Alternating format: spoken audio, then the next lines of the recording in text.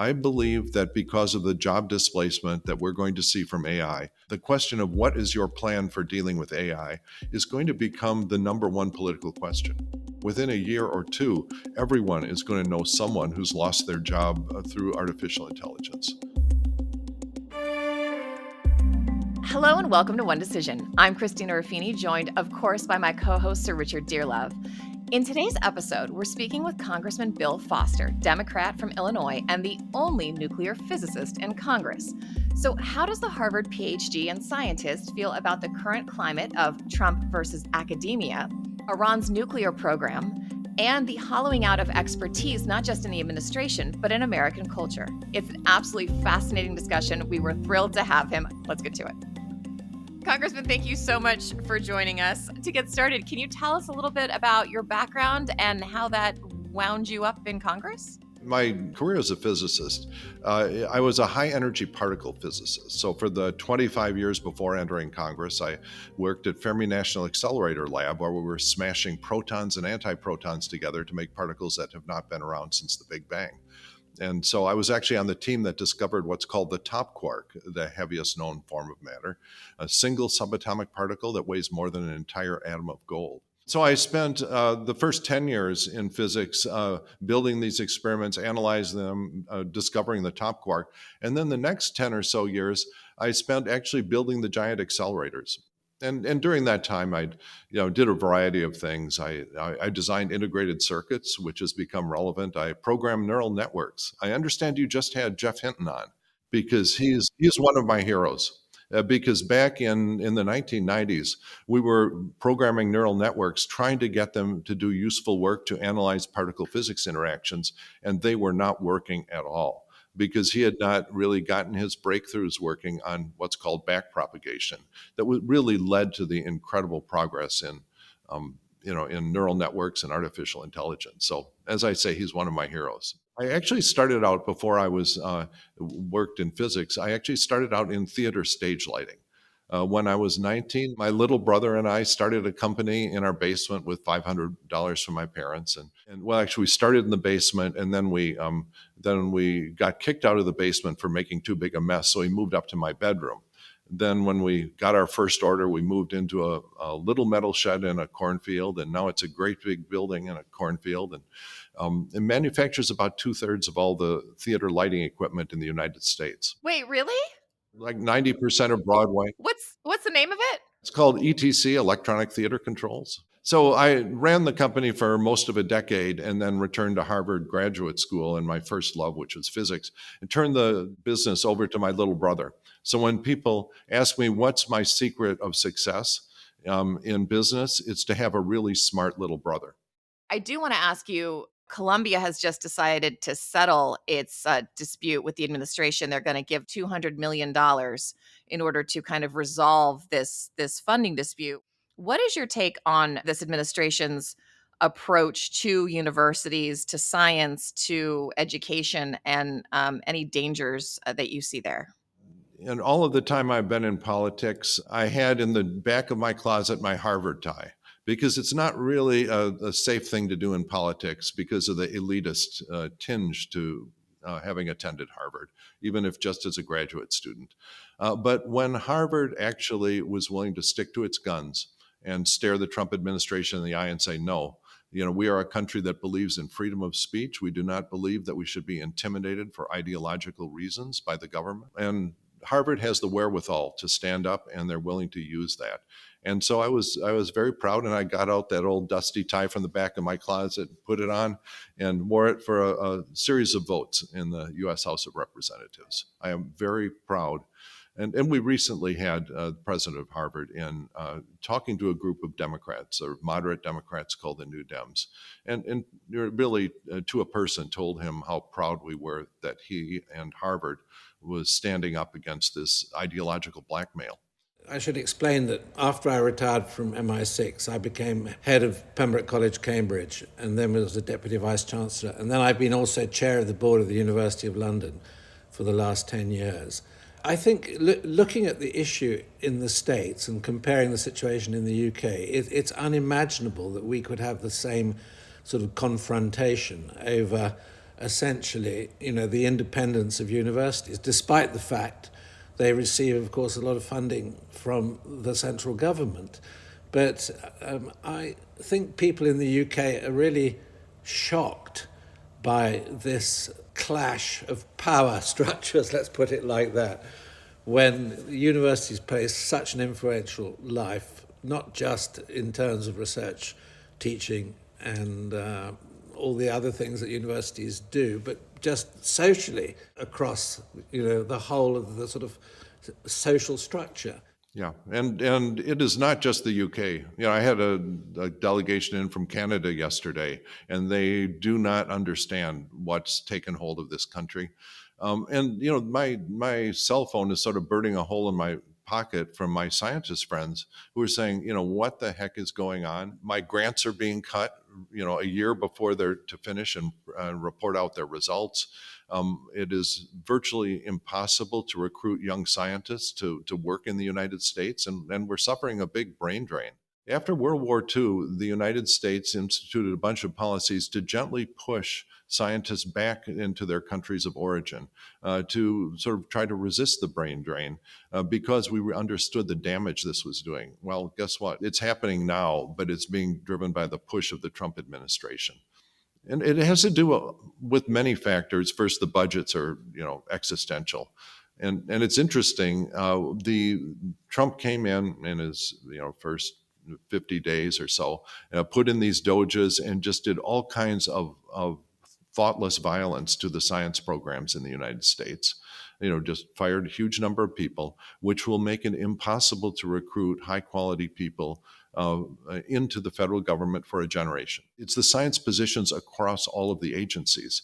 I was talking recently with the recently retired head who did offensive cyber, probably a gentleman and he was discussing just how there's been a hemorrhaging of the top talent from the group that does offensive cyber, which is crucial to the security of our country. And the fact that they do things like putting this certified idiot in the form of Tulsi Gabbard in charge of national security.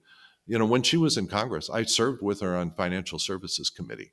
And, if the staff level jokes that were going around about Tulsi and her psychological instability and incompetence were just, semi-legendary. It was a reputation comparable to Matt Gaetz on the other side of the aisle. And the fact that, she has somehow been chosen for one of the most sensitive positions in U.S. intelligence is far beyond the pale. But there is an international dimension to this problem, because if you go back to read the documentation from the 20th Party Congress in China, it declares quite clearly that the front line of global competition is, let's say, research science and the advancement of science, and that China will take the world on and win in the science, as it were, conflict and competition. So at the very moment when this is becoming much, much more crucial in international security, it seems to me that the United States has turned in completely the wrong direction. I agree 100%. And it's, commercially, we're doing all right. But that's sort of the commercial short-termism. If you look what we did to our national champion, Intel, a decade ago, Intel was one or two generations of integrated circuits ahead of everyone. But we've set up a set of financial incentives for people running the companies so that in the last decade or so, Intel has done $110 billion of stock buybacks instead of investing in the next generation of integrated circuits. And so, we're paying the price for that internationally. It's not clear that Intel, frankly, is going to remain a viable corporation. And this had to do with the short-termism that really has come into our thinking as a nation, that it's all about what this instantaneous stock price of your company is.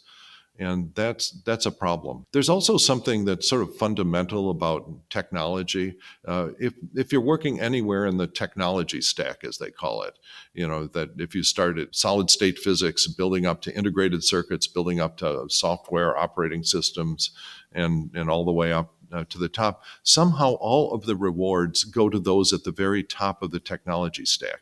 It's the movie stars that become the multimillionaires, not the people that develop the film and the cameras that make it work. And so there's a problem there too, and I don't know how to solve it.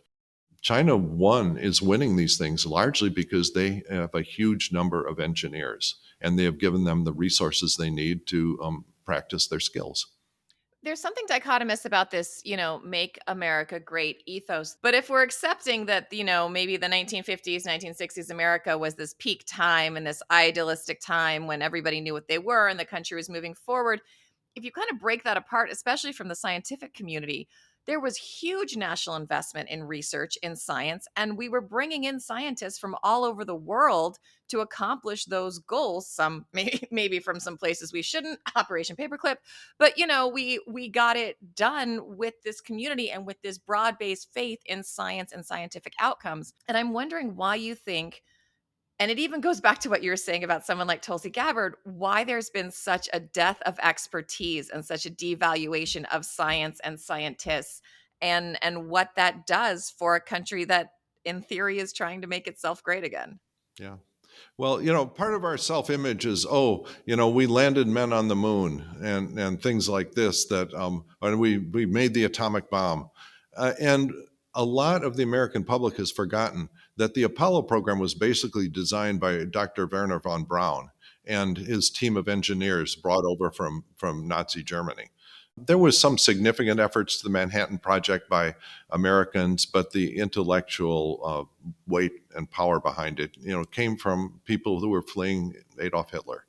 So we have to remember correctly history as the starting point of this, and we have to understand just the tremendous dynamism that we get from people who come to the United States, because it used to be a shining city on the hill, a place where the rule of law was respected, a place where learning and science were respected a lot more. There's also a very strong and healthy sort of anti-elitist strain in this government, and that one is fine. But the problem is it gets mixed with being anti-science, and that's where we go off the rails. We talked about Geoffrey Hinton, and President Trump announced this new policy document on AI, which has just come out. The policy document, as I understand it, is pretty strongly deregulatory. It takes away some of the guardrails. And I think what I found profoundly worrying talking to Geoffrey Hinton was, his predictions that we would not be able to develop a benevolent AI and that it would get abused. So he's extremely pessimistic when you look at the medium to long-term implications of this extraordinary technology. And, the key question is, I think for someone like yourself, politically involved in this, is how serious is the threat and how beneficial is the benefit, and how do we balance those two rather extraordinary conflicting extremes? Yeah. No, it's really the question of our time. And I guess I, along with Geoffrey, have been drifting more to the alarmist corner of this. And the argument that really swayed me is the evolutionary argument, that if you think of this as a competition for survival among AI algorithms, okay, what are the algorithms that will have the best survival characteristics? They will be the ones when we test them, they look like they're pure and benevolent, and then we release them into the wild and they're as profitable as possible without us really understanding the evil they may be doing. I stayed up late reading the Trump administration's AI pronouncement. And, in the end, I came away feeling kind of sad, because what they finally came to, if you look at their actual policy recommendations, it is we have to restore many of the elements of the agencies in the U.S. government that they systematically destroyed with the Doges. And there is some hope in that. If you look at what the Republican-controlled appropriations committees are doing, they're at least partially restoring the budget cuts that have been proposed by the administration. So they are showing, if not some stiffness of spine, at least some viscosity of spine in standing up against the Trump administration here. But that won't undo the damage you've done by firing people and making the federal government a very unsafe place to plan your career if you're a talented scientist. And the irony of seeing one of their closing recommendations, we have to recruit more top talent into the federal government when they've done their best to destroy the possibility that that'll ever happen is tough. Is there a place that is safe right now in the US for research that's untainted by politics? Well, it's pretty tough. I think the allure of commercial opportunities are going to be high. You know, if you're a biochemist, you're looking at the drug companies instead of the universities as places where you could have a career. You know, that's not an option really for a geologist. One of my favorite examples of the level of ignorance here is there's a geologist who had the grant canceled because they were working on plate tectonics, and they used the word intersectionality in their grant application, which apparently triggered woke alerts in their word searches. And it just, the level of sort of arrogance and ignorance is breathtaking and ultimately sad, because when I was reading over the operative part of their AI thing, they're all planning to sort of run it out of this small office in the White House called OSTP.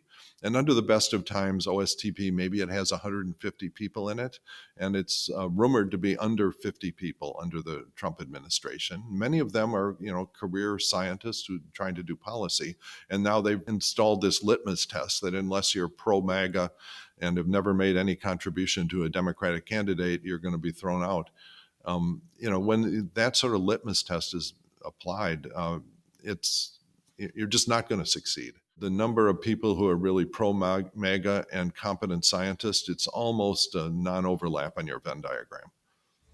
I think my key question for you, particularly, let's say, as a Brit, is this what we're talking about an aberration, and that we'll revert to a more sensible norm, or you'll revert to a more sensible norm in due course? Or has something more fundamental changed in US politics, and a strain which is identifiable in the past has suddenly become predominant, and this is much more serious as an aberration? That's the $1 trillion question. I actually am not sure. Some of this, the Republican coalition, the MAGA coalition, is a very unnatural coalition. That it has a mixture of very elitist voting tax breaks for billionaires, and a big appeal to those who have not been economic winners for a long time, rural areas, people who've been seen their occupations displaced by machines.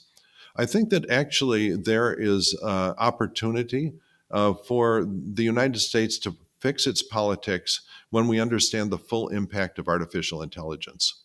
I believe that because of the job displacement that we're going to see from AI, starting in the next year or two, the question of what is your plan for dealing with AI is going to become the number one political question. Within a year or two, everyone is going to know someone who's lost their job through artificial intelligence.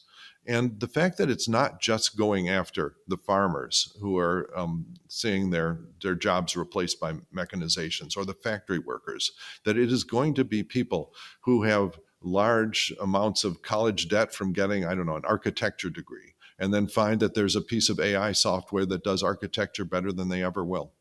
And that when you're facing that, we'll realize we're all in this together, and there may be an opportunity to understand that we have a shared humanity, and that is what we have to reconfigure our politics around.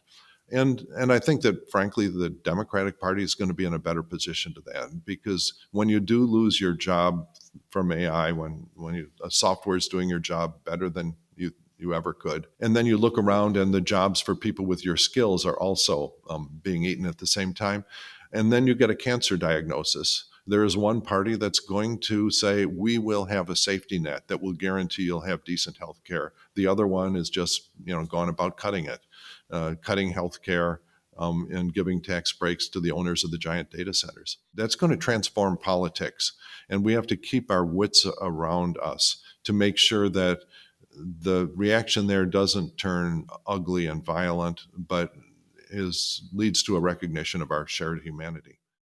We did also want to pick your brain about Iran and the Iran nuclear program. What is your take on the current viability of Iran's nuclear program? We had Ambassador Laura Holgate on a couple weeks ago, and she was saying that she doesn't think we're probably going to know until Iran knows, because you got to dig out what's there and see what's there. But, what's your take? And if you were them, would you start back up this program again?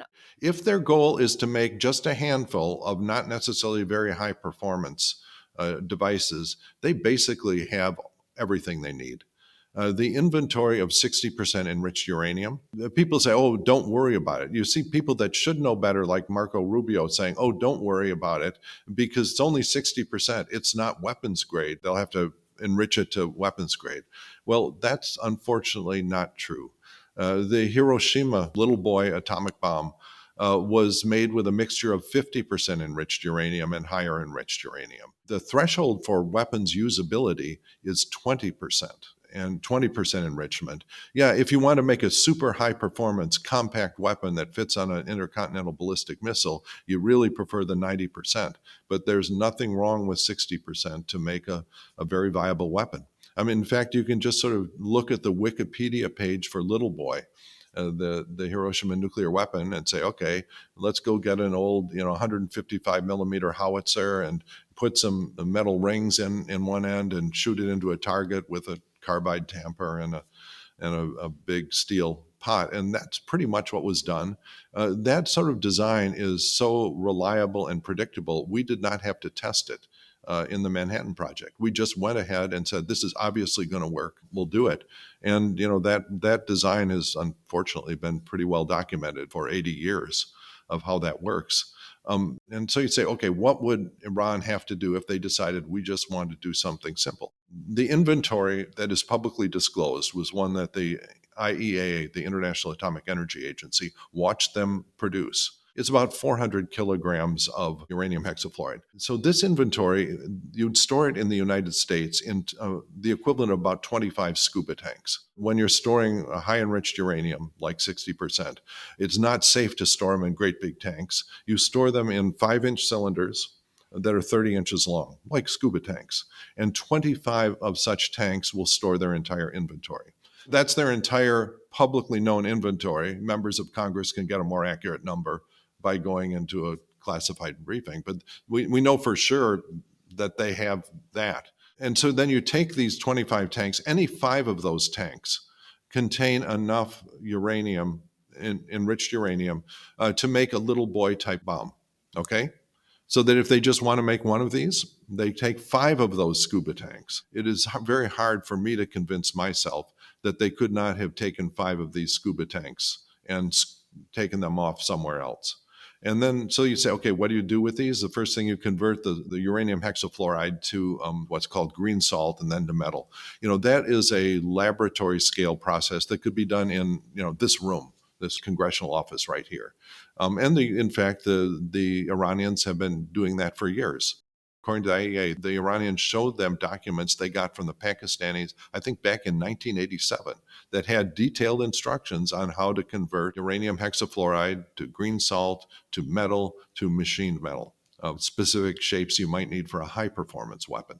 Okay, if they're making a low-performance weapon, you just simply go look at the Wikipedia page, cast these into a series of rings, stick them in a howitzer, and blast them together.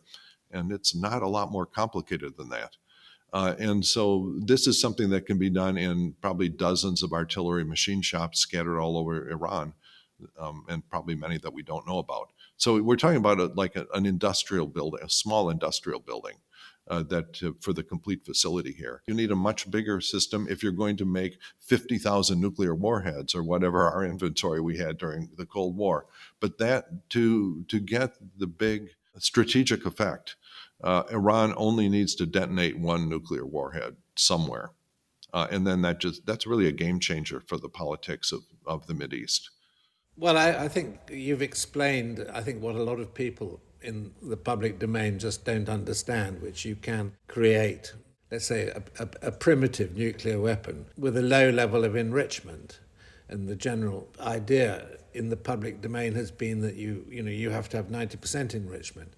But isn't there a distinction between this sort of crafting of a primitive nuclear device, which is a threat which is maybe broader than just Iran, and a serious nuclear weapons program. Shouldn't, let's say, the administration be trying to explain the difference that there is a threat from, let's say, a small craft bomb, if that's not a mixed metaphor, and quite a serious program which Iran was certainly pursuing. The second issue has been perhaps obliterated or slowed down, because to restart the program you would need a massive amount of above ground activity which would immediately be visible to overhead. No, that is correct. But we should not fool ourselves into thinking that the Iranians cannot make a significant number of these.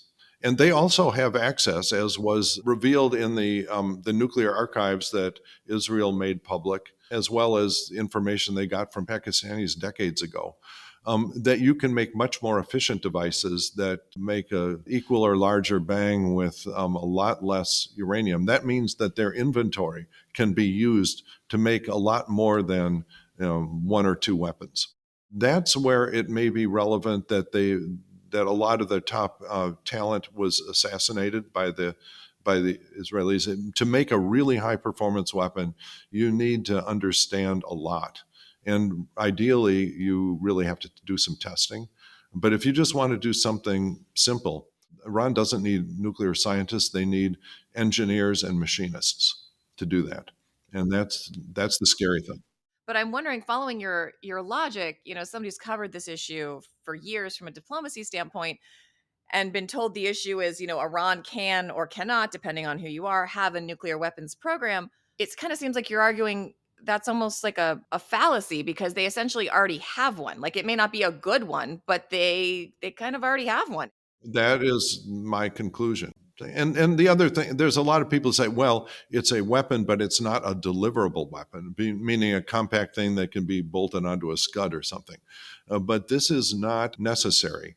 You can deliver these things with yachts or commercial aircraft, rubber rafts on a beach, and deliver them to the continental United States or near enough Israel to cause Israel to rethink things and damage the long-term prospects of Israel. This is the difference that we don't appreciate between the strategic situation of Israel and that of, say, the continental United States. If you look at the Golden Dome, which is the relabeled version of Star Wars or SDI, this idea of a strategic missile defense, for 45 years, physicists that have looked at this say, okay, you can do theater missile defense, the equivalent of the Iron Dome, if you're defending a very small area like Israel. You can put enough defensive missiles right there near the area you're defending that you can defeat a pretty large volley of incoming weapons. All right. And that will work. And we've encouraged everyone who's asked physicists about this for the last 40 years. That's very different than trying to defeat a large volley going in that can be targeted anywhere in the United States. And it's a very different thing. And the same thing is true of if you're talking about smuggled nuclear weapons. And, a lot of people are very impressed at the high efficiency of the missile defense against the Iranian missiles. But it was not 100%. All right. And if you're talking about nuclear weapons, well, the two things are relevant. The first thing is that if you have a missile defense system that's trying to defend against nuclear missiles, ask yourself how effective it will be if one of the incoming missiles is deliberately detonated in your face, and then the real volley comes through. So when you hear this administration talking about a golden dome, which, as you mentioned, many people have said is Reagan's Star Wars 2.0, do you think it's that they don't know everything you just told us, or do you think they just don't care and they are doing it for optics, knowing that it could be a huge investment and really isn't going to be that effective? I'm afraid it's the second. I've spent a lot of my time in Congress trying to convince Republicans that we're wasting our money, and some Democrats. And everyone says, but it would be so wonderful if it worked. Okay. The Star Trek transporter would be wonderful if it worked. You could zip yourself to Europe. Okay. But that doesn't mean you can pass an executive order and make a Star Trek transporter work. All right. There's fundamental physics here. It was patiently explained. We have spent over $200 billion on missile defense systems that have been quote unquote deployed. But these have never, ever been tested against even rudimentary countermeasures that we know the North Koreans and everyone else know all about.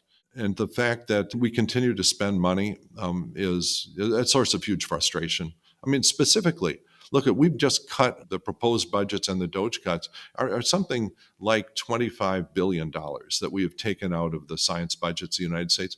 That's the same amount of money that we are now going to be wasting on the Golden Dome. All right? And so that's the comparison on one hand. And you say, which would make the United States safer, to continue to be the world leader in science, or to be continuing to waste money on something that the scientists have been patiently explained to you will never work, and if it works, will be easily overwhelmed. And even if it did magically work, we have no solution to the problem of smuggled nuclear weapons. I'd say it's a source of frustration. And times like this, I kind of feel lonely being the only physicist left in this joint.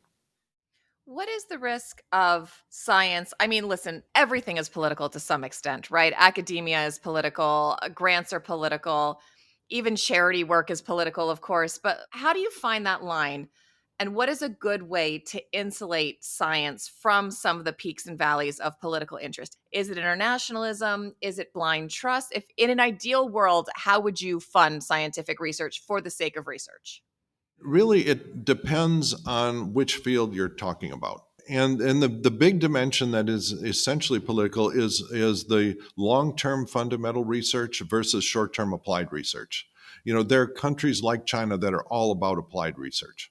All right. And they do very well economically. That's not irrational for a developing country to focus there, because you get your money back fast. And so that's a political thing.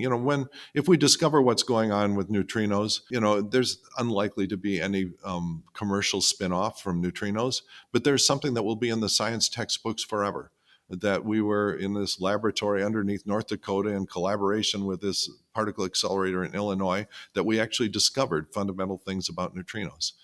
And some fraction of your GDP should be devoted to that.